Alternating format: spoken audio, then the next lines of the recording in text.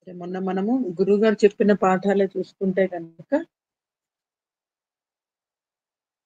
మనకి కృత్యప్రత్యయాలు చెయ్యాలి అంటే వాక్యంలో ఏం కృత్యప్రత్యయాలు చేయాలంటే వాక్యంలో ఏం చూడాలి?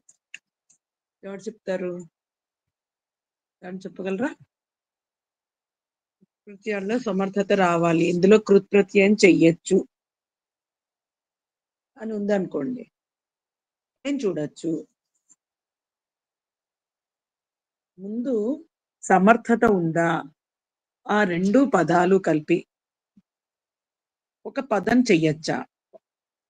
వాటి మధ్యలో సమర్థత ఉందా?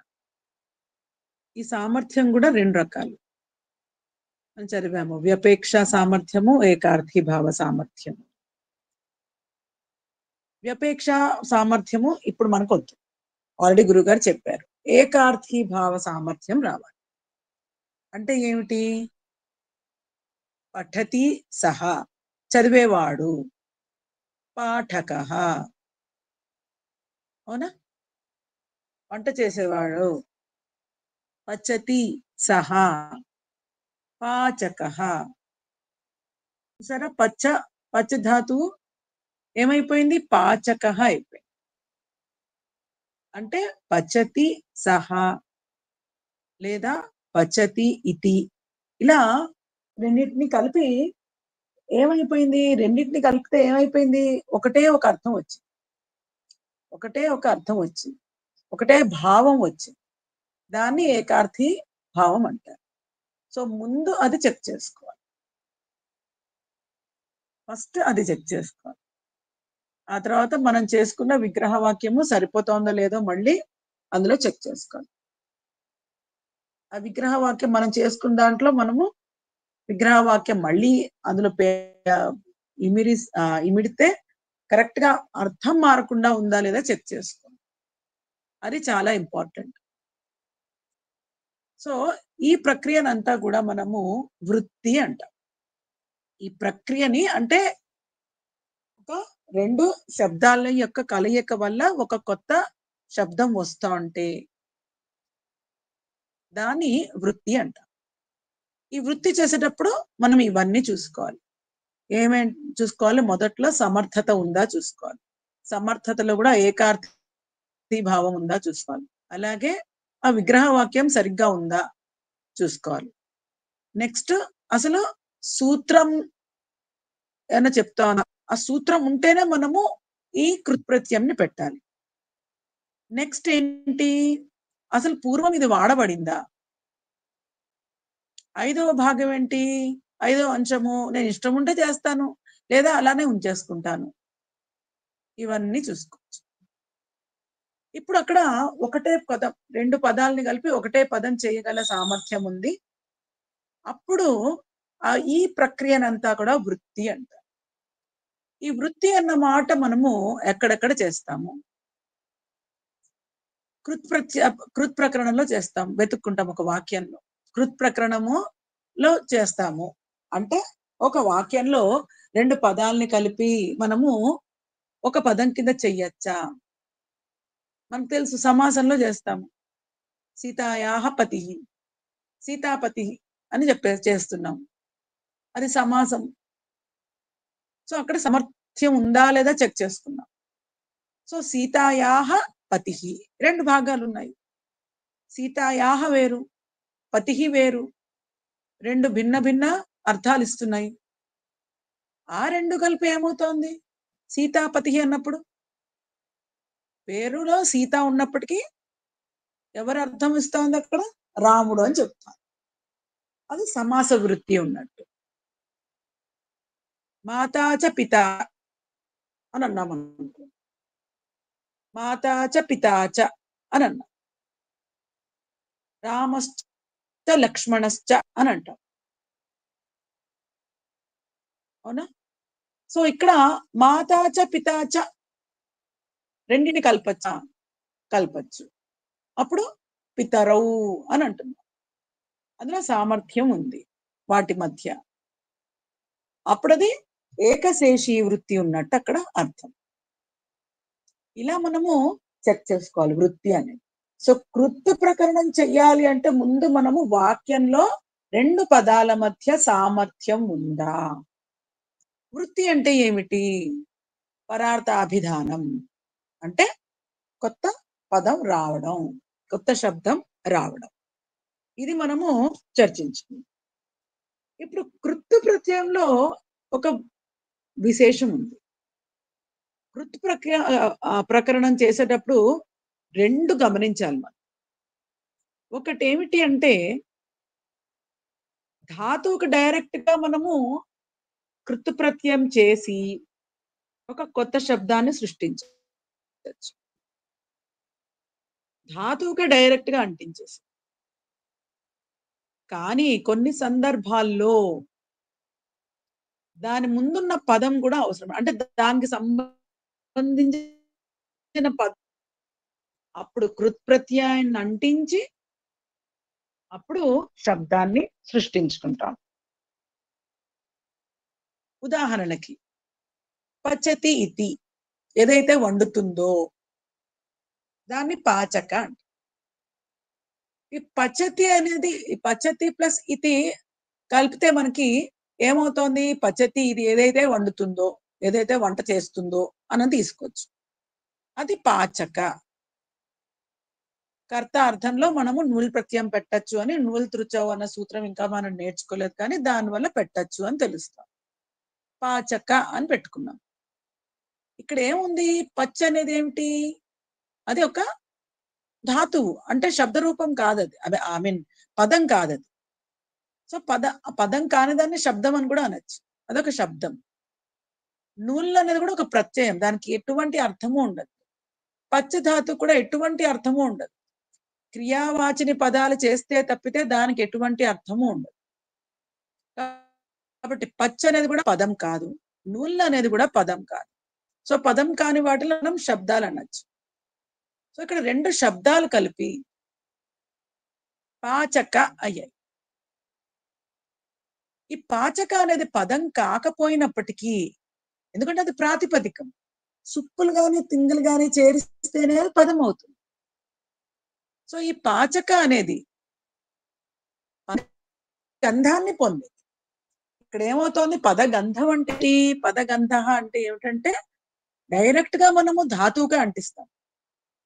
దానికి సహాయంగా ఎటువంటి పదము అవసరం లేదు. అదే కింద చూడండి పదవిధి. ఈ పదవిధిలో ఏం జరుగుతోంది? మనం కుంభం అన్నది ఒక పదము. కుంభం కరోతి కుండను చేయుచున్నాడు. కుండను అంటే అది సుప్పు ప్రత్యయం ఉన్న పదం. ఎందుకంటే సుప్పు ప్రత్యయం ఉంది కాబట్టి దాన్ని పదం అంటాం. అంటే కుంభంని కూడా కలుపుకుంటున్నాం. కుంభం కరోతి అన్నప్పుడు ఉత్తి కరోతి సహా కారహ అనట్లేదు. కరోతి సహా కర్త అనట్లేదు. ఇక్కడ కుంభాన్ని కూడా కలుపుకొని మామూలుగా అయితే కరోతి సహా కర్త అనొచ్చు. కానీ కొన్ని సందర్భాల్లో కొన్ని ప్రత్యయాలు పెట్టాలి అంటే ఆ క్రియకి ముందున్నటువంటి అంటే ఆ ధాతువుకి ముందున్నటువంటి పదాలను కూడా ఎత్తుకోవాలి. సంబంధం ఉన్నటువంటి పదాన్ని ఎత్తుకోవాలి. ఒక మీనింగ్ తెచ్చే ఏకార్తి భావం తెచ్చే పదాన్ని ఎత్తుకోవాలి. సో ఇక్కడ ఏది ఇన్వాల్వ్ అయింది? పదము కూడా ఇన్వాల్వ్ అయింది. కాబట్టి కుంభని కూడా లాక్కున్నాం మనం. మామూలుగా అయితే కారహ అనొచ్చు. కారహ అని దుప్తి కారహ కర్త అన్న చేయువాడని కర్త అంటాం.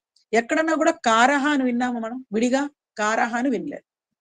ఈ కారహ అన్న రూపం రావాలి అంటే క్రూ ధాతువు నుంచి మనము కుంభంని కూడా లాక్కోవాల్సి వచ్చింది.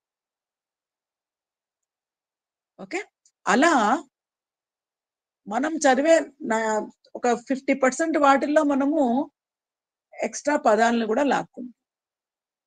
ఒక 50% డైరెక్ట్ గా మనము ధాతువుకే అంటిస్తాం. కృత్ ప్రత్యయంలోని కృత్ ప్రకరణంలో ఇదొక విశేషమైన క్యారెక్టర్. డైరెక్ట్ గా మీరు ధాతువుకి అంటించచ్చు, లేదా ధాతువుకి సంబంధించినటువంటి ముందు ఏదన్నా పదం ఉంటే దానికి కూడా కలిపి దాన్ని కూడా ఇంక్లూడ్ చేసుకొని ఒక ప్రాతిపదిక సృష్టించవచ్చు. సో అది పద గంధానికి పద విధికి ఉన్న తేడా.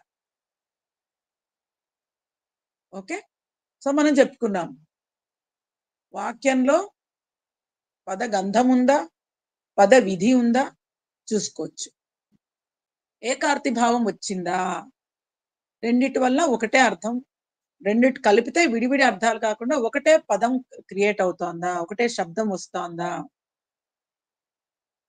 అది సూత్రాన్ని పాణిని గారు చెప్పిన సూత్రాన్ని ఫాలో అవుతోందా, ఆ రూల్ ని ఆ నియమాన్ని ఫాలో అవుతోందా, అలాగే ముందు అది ఎప్పుడన్నా వాడబడిందా లేదా కొత్తగా నేను సృష్టిస్తున్నానా, రూల్ ఉంది కాబట్టి నేను సృష్టించేస్తే సరిపోతుందా, అలా కుదరదు.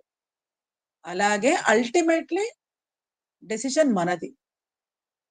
ఒకటే పదం అది అలానే విడివిడిగా ఉంచుతారా లేదా రెండింటిని కలిపి ఒక పదం సృష్టిస్తారా అనేది అది వక్తు ఇచ్ఛ, వివక్ష. సో ఇప్పుడు మనం కుంభం కరోతి, కుంభకః కుంభం కరోతి ఇది కుంభకారః అని కూడా అనొచ్చు. ఇప్పుడు మనము కుంభకారుడి దగ్గర చక్రం ఉంటుంది, ఆ చక్రం ఉంటుంది కదా, ఆ చక్రంతో కూడా ఆ చక్రాన్ని కూడా మనం అనొచ్చు సందర్భాన్ని బట్టి. చేసేవాడిని కూడా కుంభకారః అనొచ్చు. ఆ చక్రం చేసే ఏదైతే చక్రం ద్వారా చేయబడుతోందో దాన్ని కూడా మనం కుంభకారః అనొచ్చు. ఎలా చూసుకున్నా రెండు ఒకళ్ళు చేస్తున్నారు, ఒకటి కుంభం చేయడానికి అది సాధనగా ఉంది. అగ్ని కూడా అంతే, మనం చెప్పుకున్నాం మొన్న. పాచకః ఉంది, పాచక పాచకః అంటే మనకి వండేవాడు అని కూడా అర్థం వస్తుంది. ఏదైతే వంట చేయడానికి ఉపయోగపడుతుందో అగ్ని, దాన్ని కూడా పాచకః. ఇప్పుడు వంట చేయడానికి నాకు పాత్ర కావాలి, పాత్ర కూడా అనొచ్చా అంటే కాదు. మెయిన్ ఏది ఇంపార్టెంట్, అగ్ని ఇంపార్టెంట్ వండడానికి. అప్పుడు అక్కడ అది కూడా పాచకః అవుతుంది, పాచక అవుతుంది. అక్కడి నుంచి మనం సుప్పులు పెడతాము, అది వేరే విషయం. సో ఇక్కడ ఏమవుతోంది, కుంభం కరోతి అని తీసుకోవాల్సి వచ్చింది. పాణిని గారు ఏం చెప్పారంటే, నేను ఇప్పుడు మీకు కృత్ప్రకరణం చెప్తున్నాను కదా, ఆ కృత్ప్రకరణంలో కొన్ని సూత్రాలు సప్తమి విభక్తిలో రాస్తాను. మనము సంధి ప్రకరణం చదువుకున్నప్పుడు కొన్ని సూత్రాలలో సప్తమి ఉంటే దాన్ని ఎలా తీసుకున్నాము, అది పరసప్తమి కింద తీసుకున్నాం. పరసప్తమి కింద అప్పుడు ఏంటి, ఇకో ఎణచి అని ఉంది. మనం ఏం చేసాము, ఇకకు అచ్చులు పరమైతే, ఇక్కు అచ్చు పరంగా ఉంటే ఎండ్ల ఆదేశం అవుతాయి అని చెప్తుంది. సంధి అంటే మనము ఈ సంధిలు చదువుకున్నప్పుడు సప్తమిలో ఉన్న వాటి అన్నింటికి కూడా పరైతే పరమైతే అని అన్వయం చేసుకుంటాం. సప్తమిలో ఏదున్నా సరే మనము సంహితాయాం అన్న ప్రకరణంలో ఎక్కడైతే సూత్రంలో సప్తమి ఉంటే దాన్ని మనము పరే పరే పరే అని అన్వయం చేసుకున్నాం. ఈ సెక్షన్ లో పాణిని గారు ఏం చెప్పారంటే, నేను సప్తమి వాడుతున్నాను అంటే సప్తమిలో ఏదైతే సూచించబడిందో దానికి మీరు ఉపపద సంజ్ఞని ఇవ్వండి, అంతేగాని సప్తమి పదాన్ని వెతకద్దు వాక్యంలో, లేదా సప్తమి విభక్తిలో ఉన్న పదాన్ని గురించి ప్రత్యేకంగా వెతకద్దు. తత్రోపపదం సప్తమీ స్థం అంటే ఏమంటున్నారంటే, నేను సూత్రంలో సప్తమి చెప్తాను, సప్తమిని వాడతాను, ఆ సప్తమిని నేను ఉపపద సప్తమి అంటాను. ఈ ఉపపద సప్తమి ఏం చేస్తుంది, ఏదైతే పదం సప్తమిలో ఉందో సూత్రంలో సప్తమిలో ఉందో ఆ పదం యొక్క ఏదన్నా విభక్తిని మీరు వాక్యంలో వెతుక్కోండి. అది ఏ విభక్తిలోనో ఉండొచ్చు. దాన్ని వెతుక్కోండి. వెతుక్కొని దానికి మీరు ఉపపద సంజ్ఞని ఇవ్వండి అని చెప్తుంది తత్రోపపదం సప్తమీ స్థం. అక్కడ చూడండి. ఇక్కడ స్థ అంటే ఏమిటి? సూత్రంలో స్థ అనేది ఉంది. మనం చెప్పుకున్నాం. మొన్న కూడా చెప్పుకున్నాం. మళ్ళీ రిపీట్ చేస్తున్నాను. ఇక్కడ ఏం చెప్తోంది? సూత్రే విద్యమానః సప్తమి. విద్యమానా సప్తమి. సో సూత్రంలో ఉన్నటువంటి సప్తమి. అంతేగాని ఆ సప్తమి అన్న పదాన్ని అక్కడ వెతుక్కోవద్దు వాక్యంలో. సూత్రంలో సప్తమినే వెతుక్కోండి. పదంలో మటుకు ఏం వెతుక్కోవాలి? ఈ సప్తమిని ఎలా అన్వయించుకోవాలి వాక్యంలో?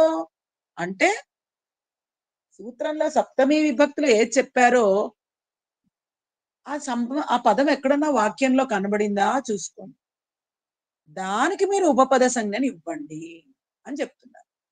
ఇది ఉపపద సప్తమి. ఉపపద సప్తమిలో సూచిస్తున్నాను నేను సూత్రంలో. అంటే ఏమిటి? అంటే మీరు దాన్ని ఉపపదం చెయ్యండి వాక్యంలో. వాక్యంలో అది ఏ విభక్తిలోనో ఉండనియండి. No problem. నేను కొన్ని కండిషన్స్ చెప్తాను. అది ఈ ధాతువుకు ముందుండే పదము, లేదా అది కర్మణి రూపంలో ఉండే పదము అలా చెప్తాను. అది స్థ అంటే ఇక్కడ అర్థము. అన్వర్థః. అన్వర్థః అంటే ఏమిటి? సో ఇక్కడ ఎగ్జాంపుల్ కూడా చెప్తానులేండి. ఇప్పుడు కుంభం కరోతి అని అన్నాం. కుంభం కరోతి సహ కుంభకారః అని చేశాం. కుంభం కరోతి సహ కుంభకారః అని చేశాం. ఇక్కడ వాక్యంలో కర్మపదం ఏముంది? వాక్యంలో కర్మపదం ఏముంది? కుంభం కరోతి సహ కుంభకారః. సో వాక్యంలో కర్మపదం ఏముంది మనకి?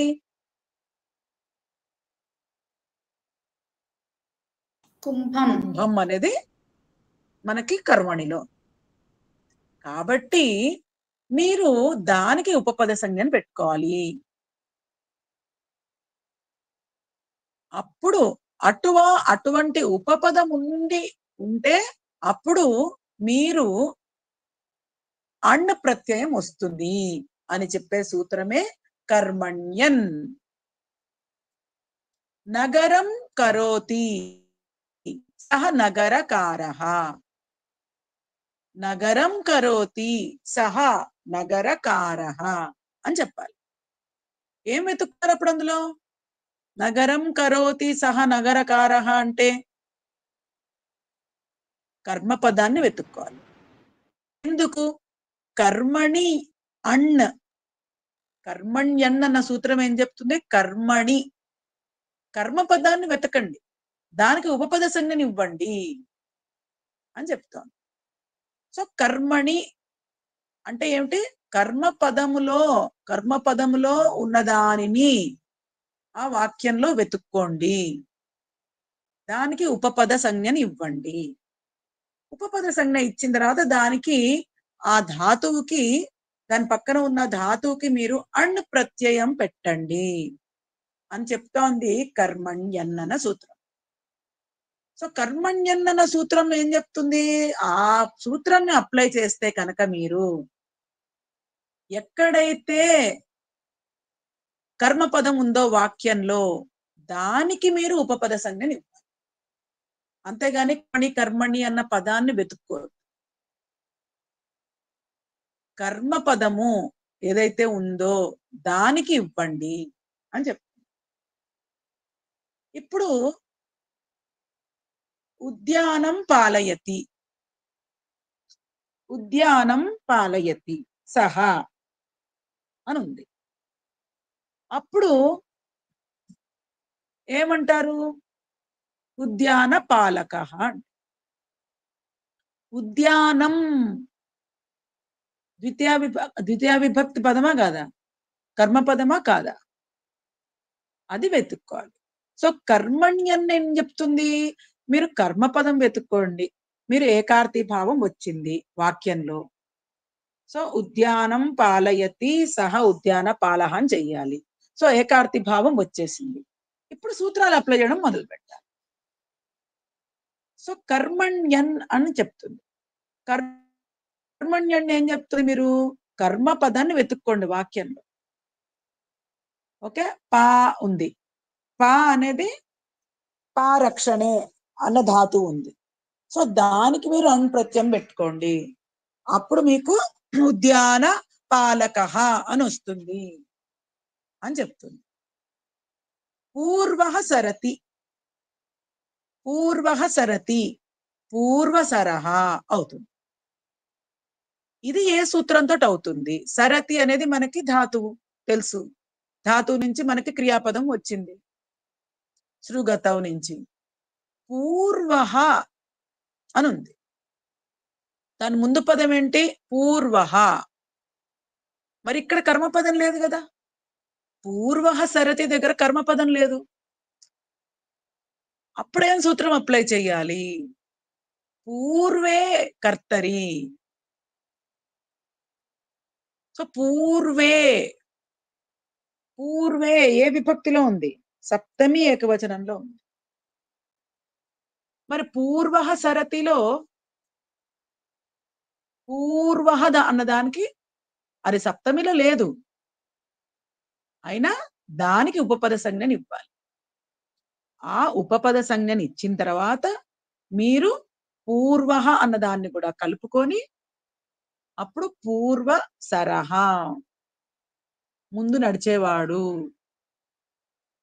అని చేస్తారు. సో ఇక్కడ అదే చెప్తున్నారు. సప్తమి సప్తమి సప్తమి అంటే సూత్రంలో ఏ పదానికైతే సప్తమి ఇచ్చారో దాన్ని చూడండి. అది వాక్యంలో ఏ విభక్తిలో ఉన్నా ఉంటుంది. దాంతో సంబంధం లేదు మీకు. సప్తమి విభక్తిలోనే ఉండాలి అని అనుకోవద్దు మీరు. పూర్వే అంటే పూర్వానికి నేను ఉపపద సంజ్ఞని ఇవ్వమని చెప్తున్నాను, అందుకని దానికి ఉపపద సప్తమి వాడాను అని అర్థమవుతుంది.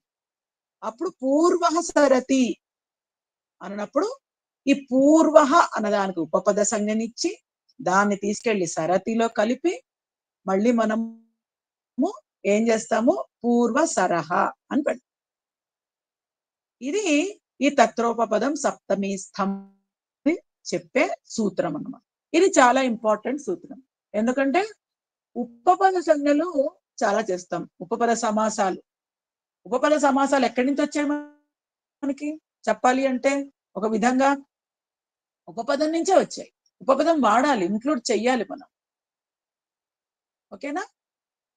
కాబట్టి ఈ సూత్రం చాలా అధికార సూత్రం కింద చేసేసారు దీన్ని. దీని అధికారము కొన్ని సూత్రాల వరకు వ్యాప్తిస్తుంది, దీని కంట్రోల్లో పెట్టుకుంటుంది. సో ఆ సెక్షన్ లో వేటికైతే సప్తమిలో చూపించబడ్డారో సూత్రంలో, వాక్యంలో ఆ పదాలను ఎత్తుక్కొని వాటికి సప్తమి విభక్తి కాదు ఎత్తుకోవాల్సింది మీరు, ఏ విభక్తిలోనా ఉంటుంది దానికి ఉపపద సంజ్ఞని ఇచ్చుకొని, ఉపపద సంజ్ఞ ఉంటేనే ఈ సూత్రాలను అప్లై చేయాలి అని చెప్తుంది. ఏ చెప్తుంది? ఆ సూత్రంలో ఉన్న తత్ర అన్నమాట. తత్ర ఎక్కడైతే నేను ఉపపద సంజ్ఞని ఇస్తానో సూత్రంతో, అప్పుడు ఆ సూత్రంలో నేను చెప్పినటువంటి ప్రత్యయముని మీరు ధాతువుకి అంటించండి అని చెప్తున్నా. అందుకొనే సూత్రంలో తత్రోపపదం సప్తమి స్థం అంటే తత్ర అని అందుకనే వాడా. అక్కడ ఎక్కడైతే నేను ఉపపద సంజ్ఞని ఇచ్చి రెడీ చేస్తానో అక్కడ నేను సూత్రంలో చెప్పినటువంటి ప్రత్యయాన్ని అంటించండి. సో ఉపపదం యొక్క పాత్ర చాలా ఇంపార్టెంట్. ఎందుకు ఇంత చెప్తున్నాము ఉపపదం గురించి అంటే, మనము 50% ఆఫ్ ద పదాలు ఉపపదాన్ని వాడతాం. ఉపపదాన్ని స్వర్ణం కరోతి, స్వర్ణం కరోతి, స్వర్ణం అది కర్మపదం నుండి దానికి ఉపపద సంజ్ఞని ఇస్తాం.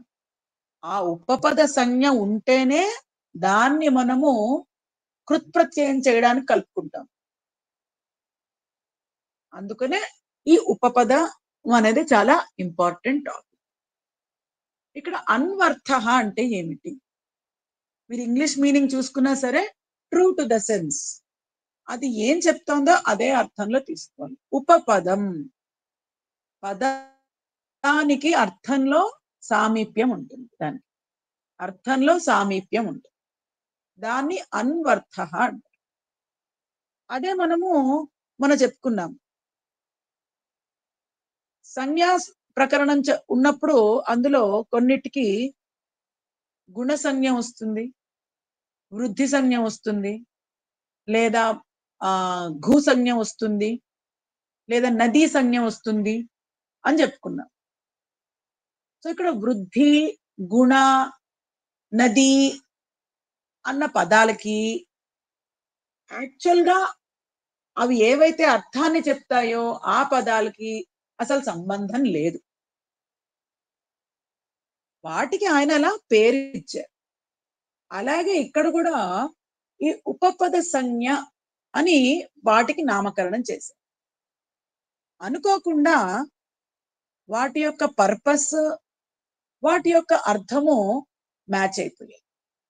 అదే వృద్ధి సంజ్ఞ ఇచ్చామనుకోండి, వృద్ధిరాదైచ్, వృద్ధిరాదైచ్ అన్న సూత్రంతో మనము వృద్ధి సంజ్ఞ ఇచ్చాము. వృద్ధిరేచి అని వృద్ధిరేచి అన్న సూత్రంతో వృద్ధి సంజ్ఞ చేస్తున్నాం.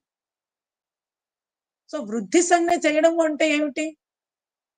అక్కడ ఆ వృద్ధి చేస్తున్నామా వాటిల్ని? వాటికి లావుగా చేస్తున్నామా మనము? కాదు. వృద్ధి అవ్వడం అంటే ఏంటి? అయితే ఓల్డ్ అవ్వడం, లేకపోతే పెరగడం. కానీ ఇక్కడ దానికి దీనికి అర్థం లేదు. కానీ ఇక్కడ ఉపపదం అంటే పదానికి దగ్గరగా ఉండడం. ఎలా? భౌతికంగా దగ్గరగా ఉండడమా? కాదు. భౌతికంగా దగ్గరగా ఉన్నా, భౌతికంగా దగ్గరగా లేకపోయినా అర్థం ప్రకారము వాటికి సామీప్యత ఉండాలి. దాన్ని అన్వర్థ అంటారు. ఓకే, తర్వాత నెక్స్ట్ది ఇంపార్టెంట్ పాయింట్, సూత్రానికి వెళ్ళిపోతాం. గురుగారు చెప్పారు మనకి ధాతువుల వర్గీకరణ చాలా రకాలుగా ఉంటుంది. మనం అధ్యాయ.com కూడా చూసుకొని చెక్ చేసుకుందాం. కానీ మెయిన్ వర్గీకరణ, ధాతువులు యొక్క వర్గీకరణ, ప్రత్యయాంత ధాతువులు అన్నారు గురుగారు, అప్రత్యయాంత ధాతువులు. ఓకే, ఇది ఆల్రెడీ మనం చెప్పుకున్నాం, మళ్ళీ ఒకసారి రిపీట్ చేస్తాం. ప్రత్యయాంత ధాతువులు, ఫస్ట్ మనము అప్రత్యయాంత ధాతువుల గురించి చెప్పుకుందాం. వాటిల్నే ఔపదేశిక ధాతువులు అంటారు. ఔపదేశిక ధాతువులు అంటే ఏమిటి? మహామునుల ద్వారా ఆల్రెడీ మనకి అందించబడినవి, ఉపదేశం రూపంలో మనకి అందించబడినవి.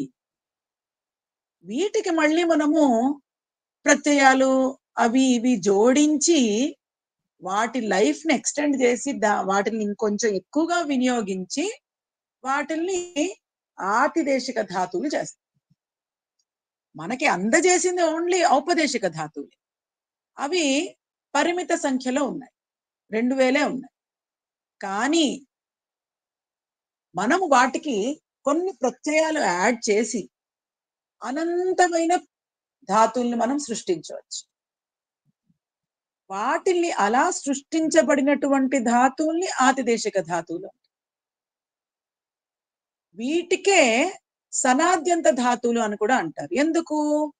సనాది ప్రత్యయాలు జోడించడం వల్ల ఈ ధాతువులు వస్తాయి.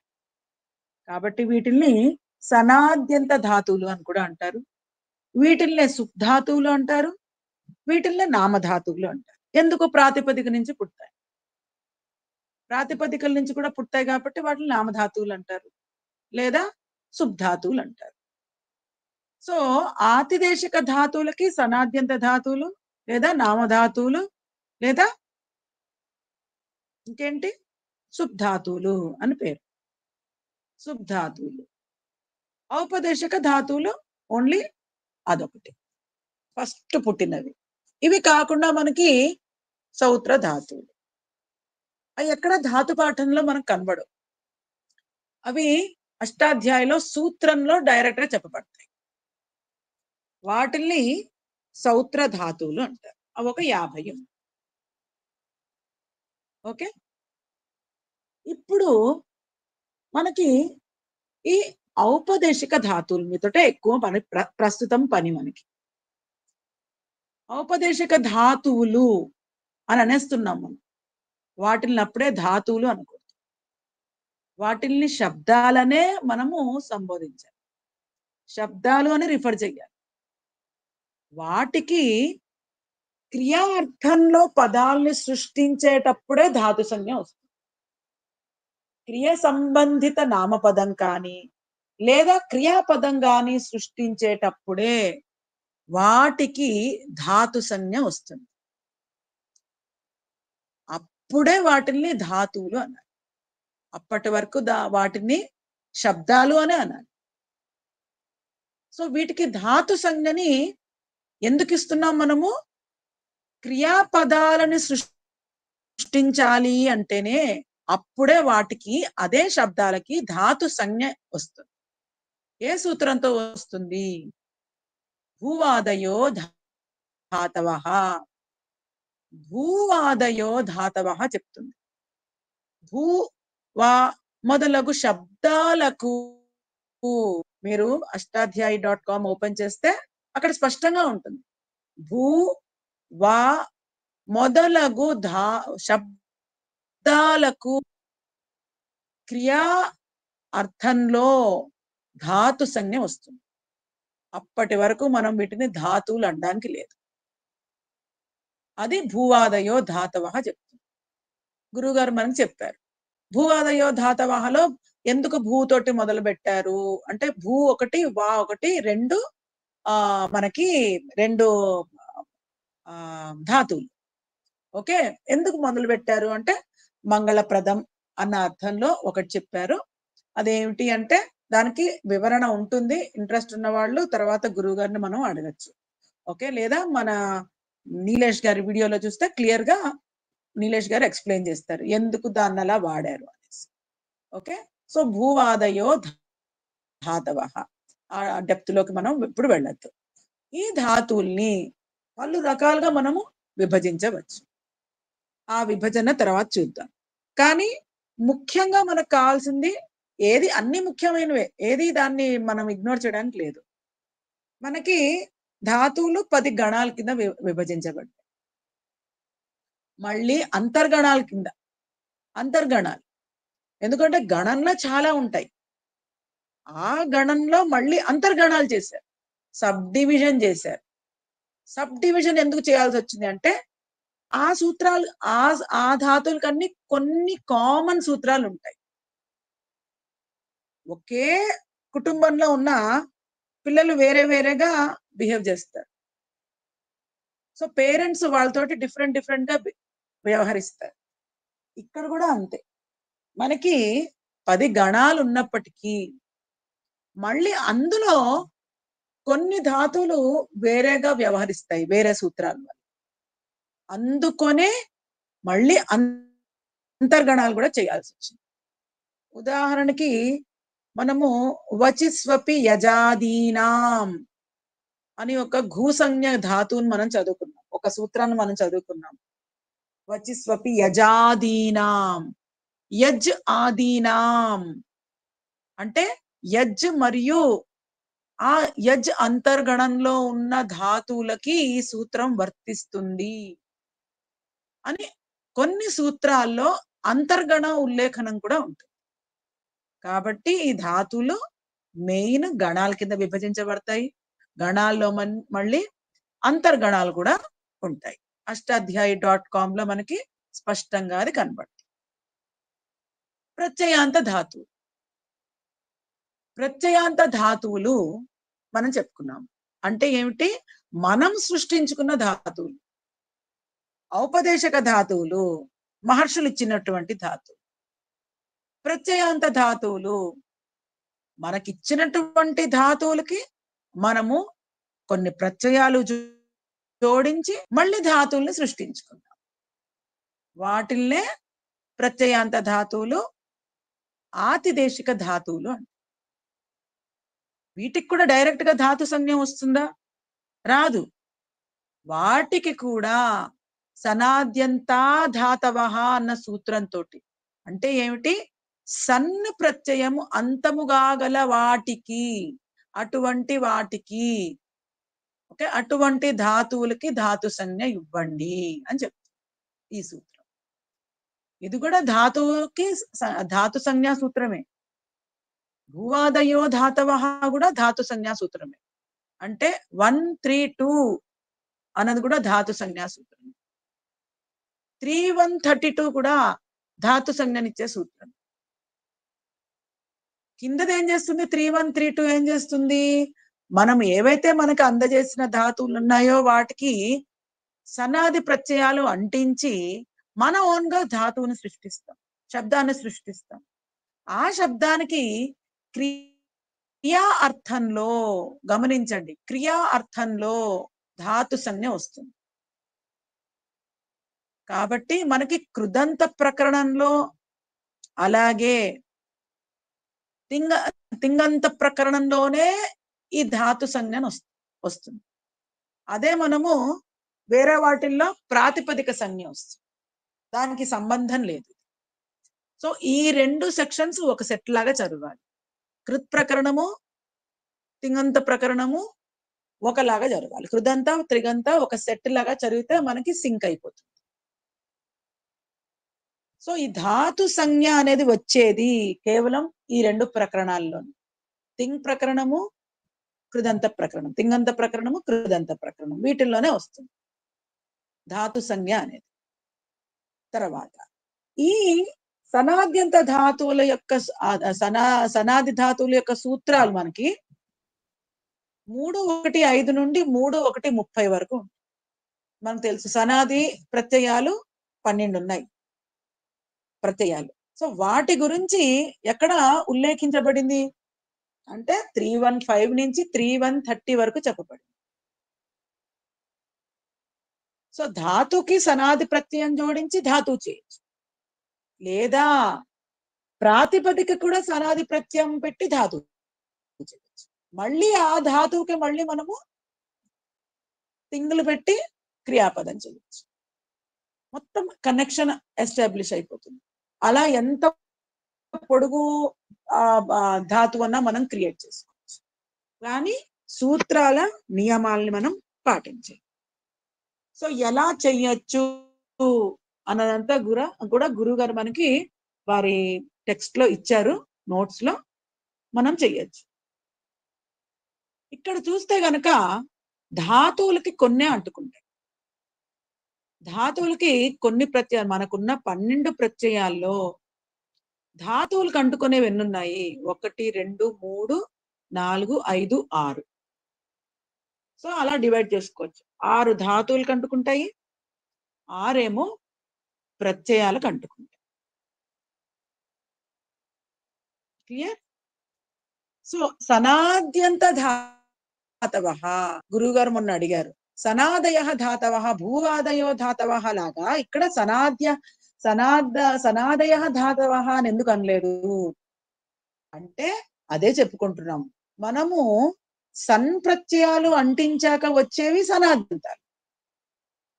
ఆ సనాద్యంతాలకి ఇవ్వచ్చు, డైరెక్ట్ గా సనాది ప్రత్యయాలకు ఇవ్వం మనం ధాతు సంజ్ఞ. అందుకొనే సూత్రంలో సనాద్యంత ధాతవః అని వాడిని గారు. భూవాదయో ధాతవః దగ్గర ఏం చెప్పారు, డైరెక్ట్ గా వాటికి మీరు ధాతు సంజ్ఞ ఇచ్చేయండి అని చెప్పేశారు. వాటికి ధాతు సంజ్ఞ అలా ఇచ్చేసాను.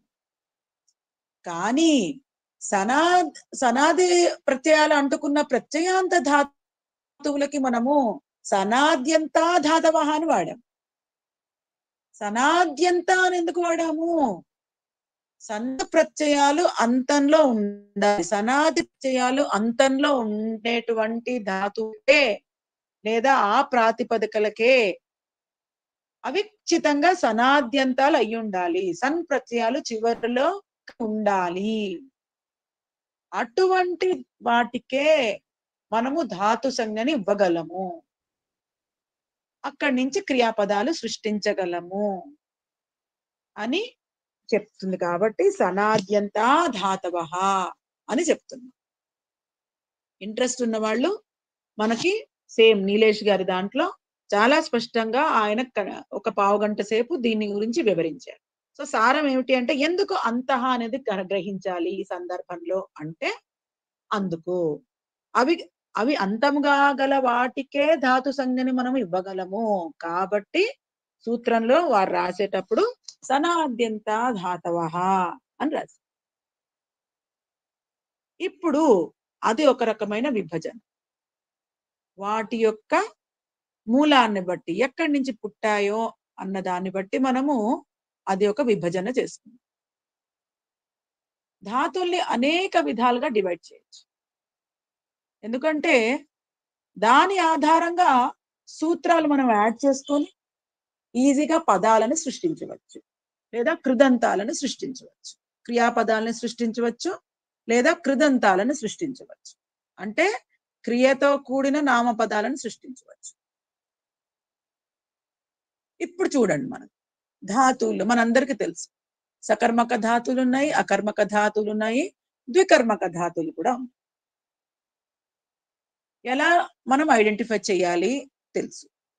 సకర్మక ధాతువులు అంటే మనం ప్రశ్న వేసుకుంటే వాక్యంలో ఎక్కడ లేదా ఏమి అన్న వాటికి సమాధానం దొరికితే ఏది అన్న సమాధానం దొరికితే అవి సకర్మక ధాతువులు. ఇది 90% సెట్ అవుతుంది. అంటే రామః ఓకే రామః భోజనం ఖాదతి, రామః భోజనం ఖాదతి, రామః ఖాదతి ఖాదతి అని ఉంది. ఏం తింటున్నాడు? భోజనం, అన్నం, ఓదనం. అదే విభక్తిలో వచ్చింది? కర్మపదం. కర్మపదం అవసరం అక్కడ. సమాధానం కర్మపదంలో వచ్చింది. సో అప్పుడు ఖాదతి అనేది సకర్మక ధాతువు అయిపోతుంది. రామః గ్రామం గచ్చతి, రామః గచ్చతి అన్న బాగుంది. గచ్చతి ఎక్కడికి వెళ్ళాడు? నెక్స్ట్ ప్రశ్న వస్తుంది. గ్రామానికి వెళ్ళాడు. గ్రామం అనేది ద్వితీయ విభక్తిలో వాడతాం. మామూలుగా అయితే గ్రామః, గ్రామానికి వెళ్ళాడు అంటున్నాం. ద్వితీయ విభక్తిలో వాడాలి. కర్మపదము సకర్మకం. అకర్మక ధాతువు వాటికి కర్మపదంతో సంబంధం లేదు. చెప్పుకున్నాం కదా మనము. సో ఏంటి సింపుల్ ఎగ్జాంపుల్ మళ్ళీ మనం చెప్పుకున్నాము. సహ స్నాతి, సహ స్నాతి, సహ స్వపితి. అతను పడుకుంటున్నాడు. ఓకేనా? ఎక్కడ పడుకుంటున్నాడు అని సమాధానం వచ్చింది. మంచం మీద పడుకుంటున్నాడు అలా వస్తుంది. సో ఇలా 90% సెట్ అవుతుంది ఈ లాజిక్. ఒక 10% కొంచెం తేడా వస్తుంది అంతే. 10% తేడా వస్తుంది. అలాగే ద్వికర్మక ధాతువులు కారక ప్రకరణం చదువుకున్నప్పుడు మనకి ద్వికర్మక ధాతువులను కూడా వస్తాయి. వాటి గురించి కూడా మనం చదువుకుంటాం. సో ఇది కర్మ పదము అవసరమా లేదా అన్న ఆధారంగా చేసిన వర్గీకరణ. తర్వాత మోస్ట్ ఇంపార్టెంట్ ఆత్మనేపది, పరస్మైపది, ఉభయపది. ఇది కూడా మనం చెప్పుకున్నాం. ఏంటి? ఇత్ సంజ్ఞల ఆధారంగా. ఇత్ సంజ్ఞలు అంటే ఏంటి? ఇత్ సంజ్ఞలు తీసివేయబడతాయి తర్వాత తస్య లోపః అన్న సూత్రంలో. వాటి ఆధారంగా అలాగే స్వరాల ఆధారంగా. సో దానికి స్వరాల ఆధారంగా గురించి చెప్పే ముందు ఇత్ సంజ్ఞలు అందరికీ తెలుసు. మనకి మూల రూపంలో వస్తాయి, మనకి ఔపదేశిక అవస్థలో వస్తాయి, ఉపదేశ అవస్థలో వస్తాయి. డుపచష్ పాకే. ఓకే. సో డుపచష్ అంత దీర్ఘంగా పెద్ద పదం ఉంది అక్కడ, కానీ మనం పచ్ అనేది వాడుకుంటున్నాం. గమ్ర గతౌ గమ్ అనే వాడుకుంటున్నాం. సో ఎక్స్ట్రా ఉన్నవన్నీ తీసివేయబడతాయి. వాటిని ఆధారంగా కూడా వాటిని ఇత్ సంజ్ఞలు అంటారు. ఎందుకు తీసేస్తాం? ఎలా పడితే అలా తీసేస్తామా? కాదు. వాటికి ఇత్ అనే సంజ్ఞని ఇవ్వాలి. ఇత్ అనే సంజ్ఞని ఇచ్చిన తర్వాతే వాటిని తీసేయాలి. ఏదైనా క్రియ మనం వ్యాకరణంలో చేస్తుంటే సూత్రంతో మనము ప్రూఫ్ చూపెట్టే ఆ పని చెయ్యాలి. ర్యాండమ్ గా అబ్స్ట్రాక్ట్ వర్క్ మనం చేయడానికి లేదు గ్రామర్ లో. సో ఇక్కడ కూడా అంతే, మీరు తీసివేయండి అంటే మనం గుడ్డిగా తీసేయము. ఏం చెప్తున్నాము, సూత్రం చెప్పుకొని దానికి ఇత్సంజ్ఞ వస్తుంది, ఆ తర్వాతే మనము తస్యలోపహతోటి తీస్తాము అని చెప్పుకుంటున్నాం. సో ఇత్సంజ్ఞల ఆధారంగా విభజన ఒకటి ఉంది. అలాగే స్వరాల ఆధారంగా, స్వరాలు అంటే ఏమిటి, అచ్చులు. అచ్చుల్లో కూడా మనకి అనునాసిక అచ్చులు ఉంటాయి, నిరనునాసిక అచ్చులు ఉంటాయి. కృష్ణానంద మఠం వారి పుస్తకంలో కూడా ఉంటుంది. అది ఉన్నవాళ్ళు, ఇంట్రెస్ట్ ఉన్నవాళ్ళు, పుస్తకం ఉన్నవాళ్ళు కూడా చూసుకోవచ్చు. చాలా స్పష్టంగా అనునాసిక నిరనునాసికలు గురించి చెప్పారు. పేజ్ నంబర్ 18లో, పేజ్ నంబర్ 18లో మీరు 7, 8, 9, 10, 11 ఆ పాయింట్లన్నీ చదువుకుంటే మీకు అందులో స్పష్టంగా ఇవ్వబడింది. 7, 8, 9, 10, 11 పేజ్ నంబర్ 18. సో అనునాసిక నిరనునాసిక అంటే అనునాసిక తోటి కూడినవి, అనునాసిక లేనివి. మనకు తెలుసు అనునాసిక చిహ్నము ఏంటి, చంద్రబిందువు ఉంటుంది. సో ఇదొక వర్గీకరణ స్వరాలది. స్వరాలు మళ్ళీ అదే కాకుండా 3 రకాలుగా విభజించబడతాయి. ఉదాత్త, అనుదాత్త, స్వరితాలు. ఉచ్చారణను బట్టి, ఉచ్చారణను బట్టి ఉచ్చైరుదాత్తః, నీచైరనుదాత్తః, సమాహార స్వరితః అని సూత్రాలతోటి చెప్పారు. ఉదాత్త స్వరాలంటే ఏమిటి, అనుదాత్త స్వరాలంటే ఏమిటి, స్వరితాలంటే ఏమిటి అని చెప్పారు. ఇదొక వర్గీకరణ. మళ్ళీ అవి అనునాసికలు ఉన్నాయా లేదా అన్నదొక వర్గీకరణ. ఇది కాకుండా స్వరాలు చాలా వర్గీకరణ ఉంది, అవునా? సో అందులోకి వెళ్ళట్లేదు. ఇప్పుడు మనం అవసరం ఉన్న వరకే వర్గీకరణ చూసుకుంటున్నాం. ఇంతవరకు వచ్చింది. మళ్ళీ అనునాసికలో ఏముంటుంది, ఉదాత్త, అనునాసిక ఉదాత్త, అనునాసిక అనుదాత్త, అనునాసిక స్వరిత అని వస్తుంది. మరి నిరనునాసిక అనునాసిక లేని దాంట్లో కూడా నిరనునాసిక ఉదాత్త, నిరనునాసిక అనుదాత్త, నిరనునాసిక స్వరిత, ఇలా కూడా ఉంటుంది వర్గీకరణ. ఇప్పుడు వీటి వల్ల మనకి ఏంటి ప్రయోగము, స్వరాలు అన్నారు. స్వరాలకి ఈ పరస్మైపది, ఆత్మనేపది, ఉభయపదికి ఏంటి సంబంధము అంటే గురువు గారు చెప్పారు. ఏంటి, సుబ్బలక్ష్మి గారు చెప్తారా ఆ 3 సూత్రాలు, పరస్మైపదికి, ఆత్మనేపదికి, ఉభయపదికి? ఎవరైనా చెప్పగలరా? మొన్న నోట్ చేసుకున్నారు, చెప్పండి మేడం.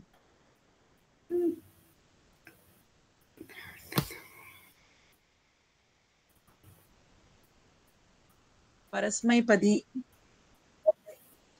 ఆ ముందు ఆత్మనేపది చెప్పండి.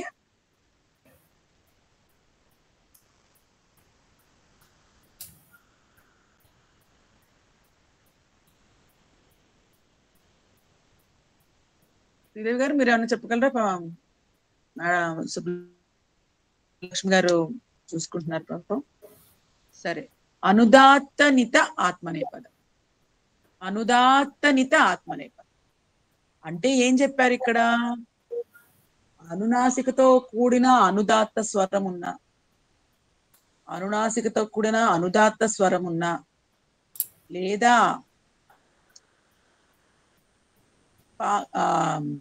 కావర్గపు పంచమ వర్ణం ఉన్న వాటిని తీసివేస్తే, వాటిని ఇత్సంజ్ఞ చేసి తీసివేస్తే అటువంటి ధాతువులన్నీ కూడా ఆత్మనేపదులు అవుతాయి. అలాగే ఒక ధాతువులో, ఏవైతే ధాతువుల్లో స్వరితం ఉండి చివరి వర్ణము స్వరం ఉండి అది కూడా అది అనునాసికతో కూడిన స్వరితం అయితే అది తీసివేసిన, లేదా చావర్గపు పంచమ వర్ణం, ఓకే, అది ఉన్నా సరే అవి తీసివేయబడితే అటువంటి ధాతువులు ఉభయపదులు అవుతాయి. స్వరితనిత కర్తృభిప్రాయ క్రియాఫలే అని సూత్రం చెప్తుంది. మిగిలినవన్నీ పరస్మై పదులు అని ఇంకొక సూత్రంలో చెప్తారు. శేషాత్ కర్తరి పరస్మై పదం. చెప్పండి మేడం. అదే 1.3.78 అండి అది. అదే నాకు ఇందాక నేను అన్మ్యూట్ లోనే చేసుకోలేకుండా చెప్పాను. అదే ఒకసారి నెంబర్స్ అది 1.3.72 ఒకటి,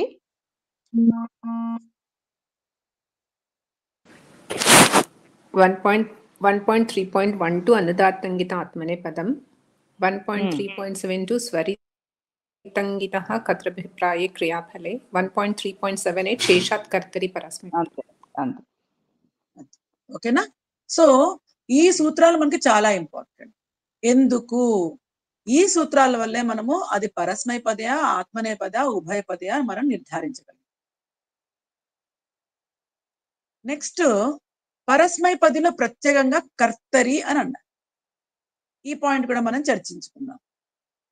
శేషాత్ కర్తరి పరస్మై పదం అని అన్నారు. చూసారా, పరస్మై పదం యొక్క స్కోప్ చాలా తగ్గించేశారు. ఎందుకు? కర్తరిలోనే మీరు పరస్మై పదం వాడండి ఉంటాయి. మళ్ళీ ఏవైతే పరస్మై పది రూపాలు పొందాయో అవి భావవాచ్యంలో కర్మవాచ్యంలో కర్మణిలో అవి మళ్ళీ ఆత్మనేపదిలో అయిపోతాయి అని చెప్పారు. సో లాజికల్ గా చూస్తే గనక రెండు ఈక్వల్లీ ఇంపార్టెంట్. పరస్మై 10 రూపాలు తెలియాలి మనకి, ఆత్మనేపది రూపాలు తెలియాలి. ఎందుకంటే ఆల్మోస్ట్ రెండు ఈక్వల్ నంబర్ లో ఉంటాయి. ఎందుకు? పరస్మై పదులు కూడా కర్మణి అండ్ భావేలో మరి పరస్మై ఆత్మనేపదులు అయిపోతాయి. ఆత్మనేపదులు కూడా ఉపసర్గలు పెట్టడం వల్ల కొన్ని సందర్భాల్లో పరస్మై బదులు అయిపోతాయి. అది ఇదిగా మారచ్చు, ఇది అదిగా మారచ్చు. రెండు జరుగుతాయి. ఫిక్స్డ్ గా ఏది ఉండదు. కొన్ని ఆత్మనేపదులకి ధాతువులకి ఉపసర్గలు పెట్టడం వల్ల అవి పరస్మై పదుల కింద మారిపోతాయి.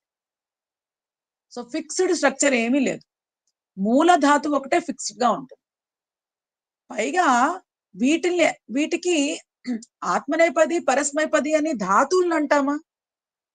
ఒరిజినల్ గా ధాతువులు కాదు ఆ సంజ్ఞ వచ్చేది. ఆ సంజ్ఞ వచ్చేది ఆ ధాతువులకు అంటుకునే ప్రత్యయాలకి. ఓకేనా? ఆ ప్రత్యయాలు వీటికి అంటుకుంటే అప్పుడు వీటికి ఆత్మనేపది పరస్మైపది ఉభయపది అని వస్తుంది. ఇది మనం చెప్పుకున్నాం. ఇది వర్గీకరణ. ఇత్సంజ్ఞల వర్గీకరణ మనం అష్టాధ్యాయి.com లో చూస్తే మనకు తెలుస్తుంది. ఇప్పుడు 10 గణాల కింద డివైడ్ చేస్తాం. మనకు తెలుసు ప్రత్యయాలు 7 రకాలు ఉన్నాయి.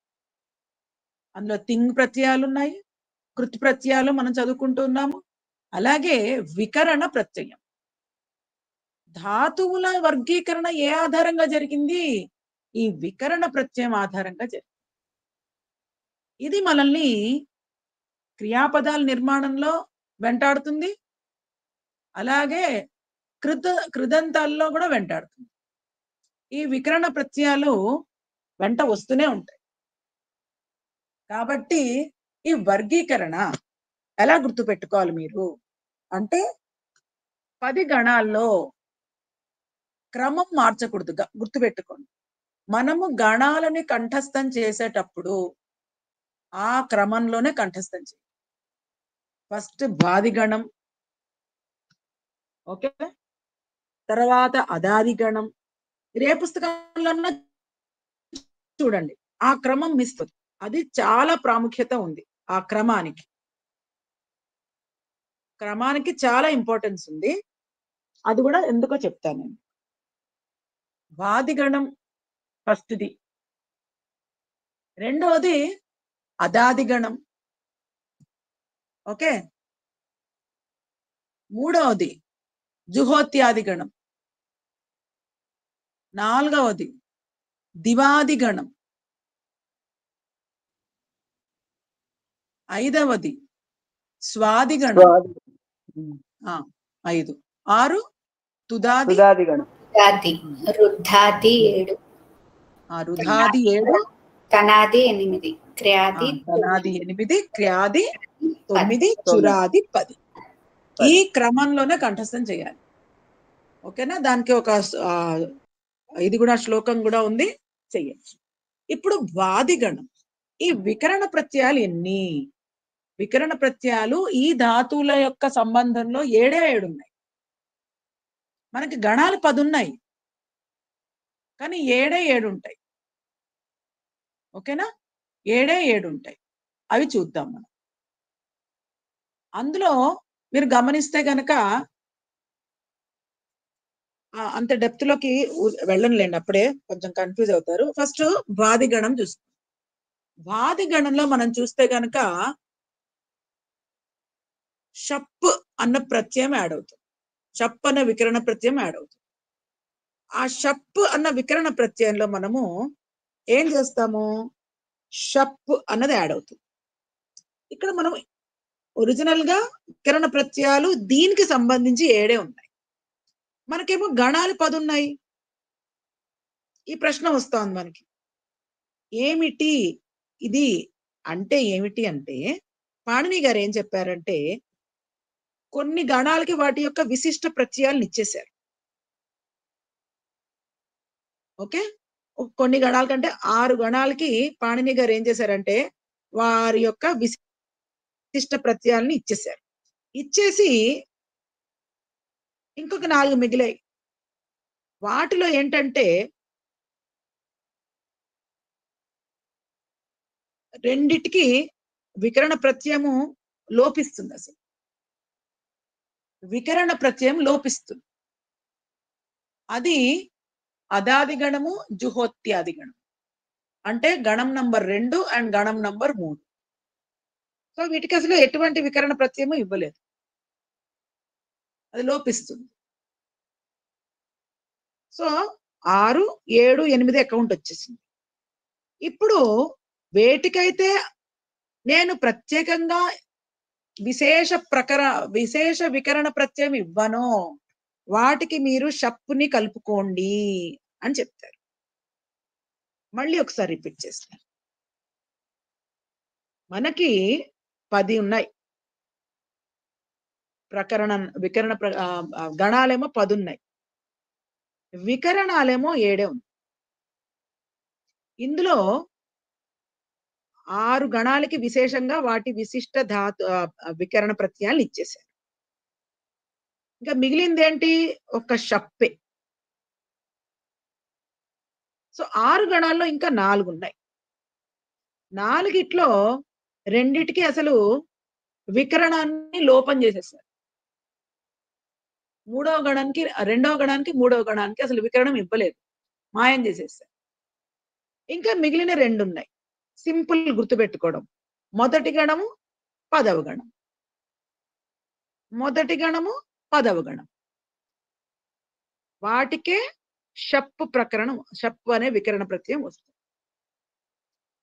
ఎక్కడైతే స్పెషల్ గా నేను వికరణ ప్రత్యయము ఇవ్వలేదో అక్కడ ఎక్కడన్నా వికరణ ప్రత్యయం రావాలి అంటే అక్కడ షప్ ప్రత్యయం పెట్టుకోండి అని కర్తరి షప్ అన్న సూత్రంలో చెప్పారు.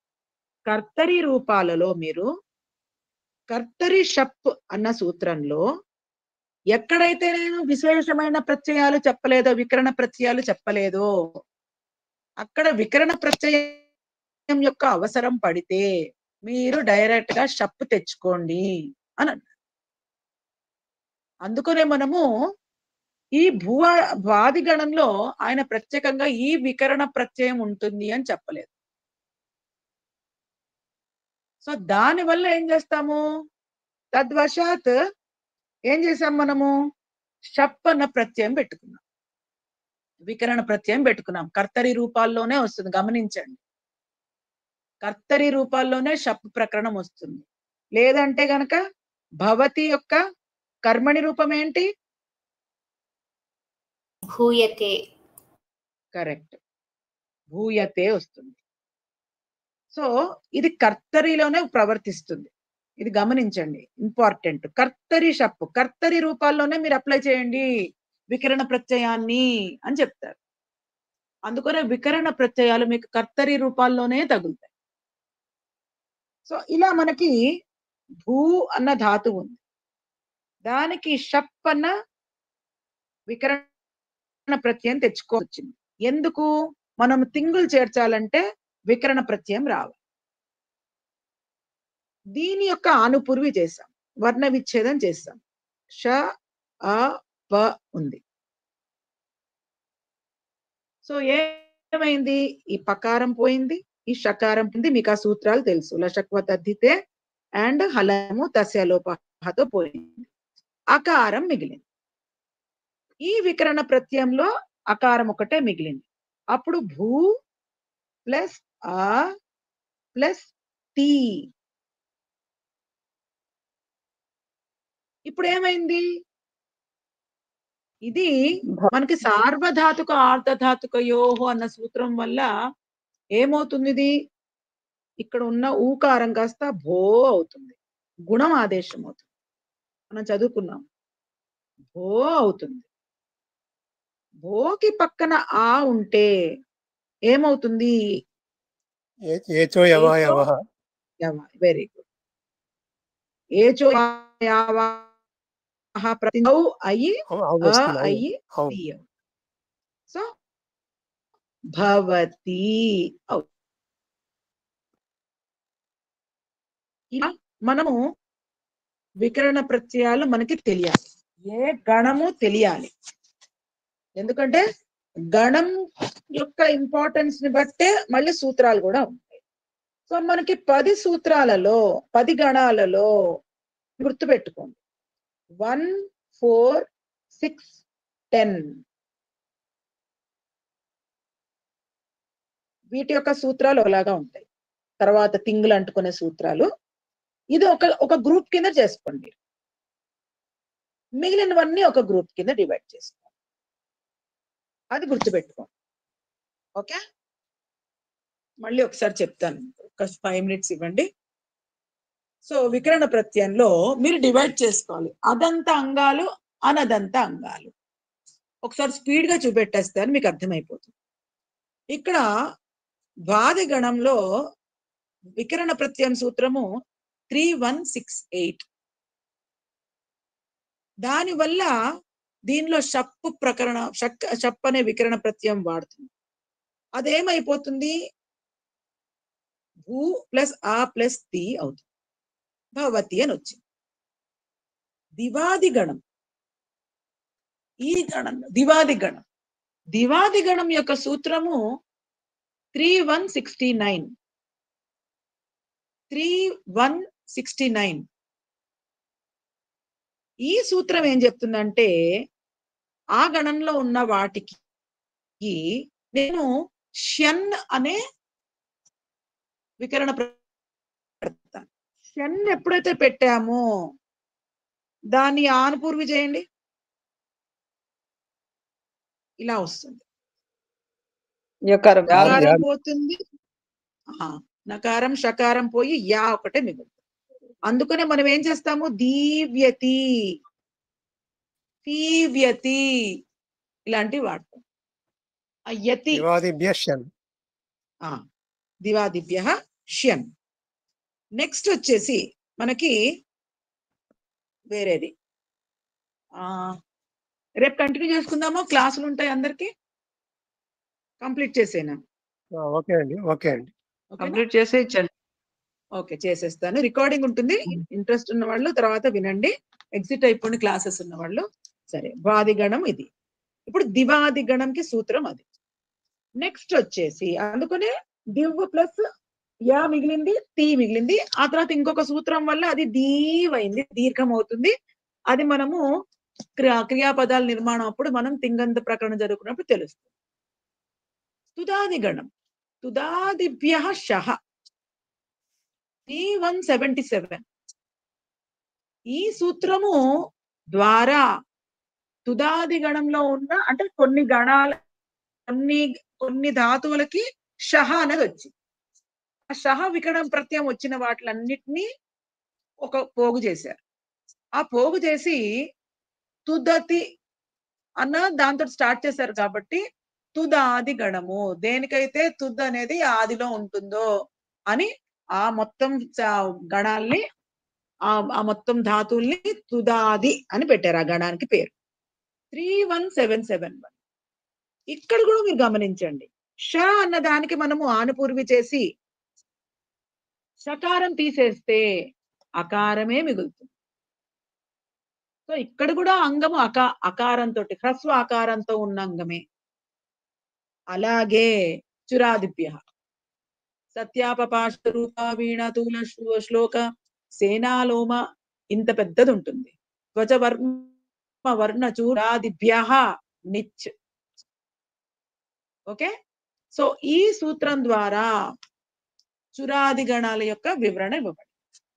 వాటికి నిచ్చు ప్రత్యయం వస్తుంది, అలాగే వీటికి వికరణ ప్రత్యయం అవసరం ఉంటుంది. కాబట్టి వీటికి మళ్ళీ షప్పు తెచ్చుకొని మనము మళ్ళీ ఎక్కడైతే షప్పు చేరిందో అక్కడ అకారం ఉన్నట్టే, అకారమే మిగులుతుంది. సో ఇలా వచ్చిన అంగాలన్నీ కూడా అకారాంత అంగాలు, హ్రస్వ అకారంతో ఉండే అంగాలు గమనించండి మీరు. అందుకనే భవ్ తి, దివ్య తి, దివ్య వచ్చేసింది. యకారం పూర్తిగా ఉంది, స్వరంతో కూడింది, హ్రస్వ ఆకారంతో కూడింది. తుదతి, తుదలో కూడా ఆ షహ అన్న వికరణ ప్రత్యయంలో ఉన్న ఆకారం వచ్చి దా పక్కన చేరింది. అందుకనే ఇది కూడా అదంత అంగమైంది. చురాది గణంలో కూడా చోరయ అనేది కూడా అదంత అంగమైంది. కాబట్టి మనము తింగంత ప్రకరణం చదువుకునేటప్పుడు ఈ 4 ఫస్ట్ ఒక సీక్వెన్స్ లో చెప్పేస్తాను. ఎందుకంటే ఈ 4 కూడా అదంత అంగాలు గలవి. హ్రస్వ ఆకారము అంగం చివరిలో ఉంటుంది. వీటి సూత్రాలు ఒక సెట్, మిగిలినవన్నీ ఉంటాయి. అదాది గణం, అదాది గణానికి సూత్రము 2472. అది ప్రభృతిభ్య శపః. ఇక్కడ ఏమవుతుంది, ఆ షప్ లోపిస్తుంది, మొత్తం షప్ అనేది లోపిస్తుంది చెప్తారన్నమాట. అందుకనే అత్తి అత్తః అదంతి అని మనం చెప్తాం. జుహాది జుహాతాదిభ్య శ్లుహు, శ్లు లుక్ శ్లుహు అనేది ఉంటుంది ఒక సూత్రం ఏదో. అందులో లోపహ అంటే లోపహ అనేదే కాదు, లోపహ అన్న దానికి నేను వేరే పదాలు కూడా వాడతాను అని పాణిని గారు చెప్పారు. ఆ సూత్ర సంఖ్య నేను చూసి చెప్పాను, ఏదో శ్లు లుప్ అనేది వస్తుంది అది. సో నేను ఎక్కడైతే లోపహ లోపహ అని వాడతానో అక్కడ లోపహ అనే కాదు, నేను శ్లు అని కూడా వాడతాను. శ్లు అంటే కూడా మీరు దాన్ని లోపించాలి, లోపింపజెయ్యాలి అని మీరు అర్థం చేసుకోండి అని చెప్తారు. సో జుహాతి గణంలో మీకు ఏమైపోతుంది, అది లోపిస్తుంది, ప్రకరణం లోపిస్తుంది. కానీ అనుకోకుండా ఇక్కడ ద్విత్వం జరుగుతుంది, ధాతువుకి ద్విత్వం జరిగి దా డుదాయ్ అన్నది దా దా అవుతుంది. ఆ తర్వాత అది దదాతి అవుతుంది, అది వేరే సూత్రాల వల్ల. ఇక్కడ కూడా మీకు వికరణ ప్రత్యయం అందుకునే కనపడదు. అలాగే స్వాదిభ్య ష్ణుహు, ఈ స్వాదిభ్య ష్ణుహు ఏం చెప్తోంది, కొన్ని ధాతువులకి నేను ష్ణు వికరణ ప్రత్యయం వాడతాను, దానివల్ల మనకి ను అన్నది యాడ్ అవుతుంది. షకారం ఒకటే పోతుంది, ష్ణుహులో ను ఒకటే మిగులుతుంది. దానికి మళ్ళీ ఏమవుతుంది, సునోతి అలా అవుతుంది. ఎందుకు మనకు తెలుసు, తిప్ తిప్ అంటే మనకి సార్వధాతుక ఆర్ధధాతుక యోహో ప్రకారము మనకి ఉకారం కాస్త గుణం ఆదేశమయ్యి సునో అవుతుంది. సో అది తర్వాత రుధాదిభ్య ష్ణం 3178 వల్ల ఓకే ష్ణం అన్న ప్రత్యయం వికరణ ప్రత్యయం వస్తుంది కొన్ని ధాతువులకి. వాటిని నేను రుధాదిలో వేశాను అని చెప్పారు. సో రుణధి నకారం మిగులుతుంది. ఆ నకారం కాస్త అఫ్ కోర్స్ మీకు తెలుసు కదా, రు వస్తే గనక మనకి నకారం వస్తుంది అని మనకి సూత్రం ఉంది. ఆ సూత్రం వల్ల మనకు రథాభ్యాం రషాభ్యాం నో నహ అన్న సూత్రం ఉంది కదా, దానివల్ల మనకి అక్కడ నకారం అయింది. నెక్స్ట్ లాస్ట్ది తనాది ఇంకొకటి కూడా ఉంది. తనాది క్రీభ్య ఇక్కడ ఊహు వస్తుంది, ఉకారం వస్తుంది. ఉకారం వచ్చి తను విస్తారే అన్న ధాతువుకి ఉకారం మిగిలిపోయి తనో అవుతుంది. అదే చెప్పుకున్నాం కదా మనము, మనకి ఇగంతాంగాలకు సార్వధాతుక అధాతుక యోహో అన్న సూత్రంతో గుణం వస్తుంది. అందుకనే తనో అయిపోయింది. దానివల్ల తనోతి అవుతుంది. మన కన్ఫ్యూజన్ ఎక్కడొస్తుంది? సునోతి తనోతి రెండిటికి ఓత్వం ఉంది, అక్కడ కొద్దిగా కన్ఫ్యూజన్ వస్తుంది. ఓకే, అక్కడ డెఫినెట్ గా మనం చూడంగానే చెప్పలేం, లేదా మిగిలిన వాటిలో అన్నిటికీ మనం చెప్పగలం. ఏ గణంలోదో అనేది మనం చెప్పగలం.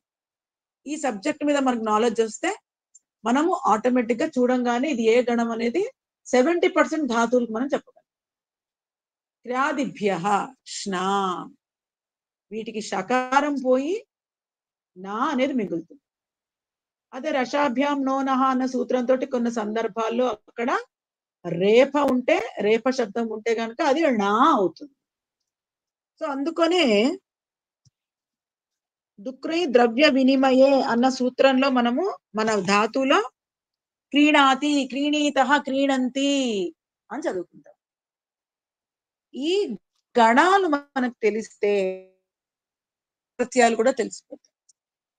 వికరణ ప్రత్యయాలు తెలిస్తే ఆటోమేటిక్ గా మనకి కార్యం తెలిసిపోతుంది, రూపసిద్ధి అనేది ఈజీగా తెలుస్తుంది. కాబట్టి ఈ 10 గణాల యొక్క సూత్రాల్ని మీరు అభ్యాసం చేయండి. ఓకేనా? సో అందరికీ ధన్యవాదాలండి, ఓపిక్గా విన్నారు. రామ్ రామ్. ఇంకా ఉన్నది కానీ రేపు చెప్పుకుందాము. రేపు ఇత్సంజ్ఞల గురించి కూడా గురువు గారు ఇచ్చిన టాపిక్ అంతా కూడా కవర్ చేసుకుందాము. ధన్యవాదాలు. రికార్డింగ్ నేను స్టాప్ చేస్తున్నాను.